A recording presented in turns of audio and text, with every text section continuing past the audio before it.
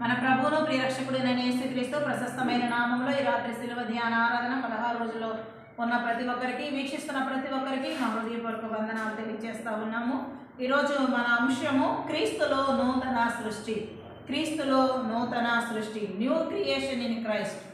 వాక్య భాగం చూసినట్లయితే 2 కొరింథీయులకు రాసిన 2వ పత్రిక 5వ అధ్యాయము 17వ వచనంలో ఇలా రాయబడి ఉంది: ఎవడైనను క్రీస్తునందున్న ఎడల వాడు నూతన సృష్టి, పాతవి గతించెను, ఇదిగో క్రొత్తవాయెను. హల్లెలూయా. కనుక ఎవరైతే క్రీస్తులో ఉంటారో వారు న్యూ క్రియేషన్గా మారతారు. వారి జీవితంలో పాతదంతా కూడా పోతుంది, క్రొత్తదనం అనేది చూస్తూ ఉంటాం. కనుక క్రీస్తులో ఉండడం అంటే క్రీస్తు మార్గములో నడవటం. యేసయ్య చెప్పారు, నేనే మార్గమును సత్యమును జీవమునై ఉన్నానని. కనుక యేసుక్రీస్తు మార్గంలో, ఆయన మాటల్లో, ఆయన మనసుకు అనుగుణంగా ఎవరైతే ఆయన బోధ ప్రకారం ఈ లోకంలో జీవిస్తారో వారు క్రీస్తులో నూతన సృష్టిగా మార్చబడతారు.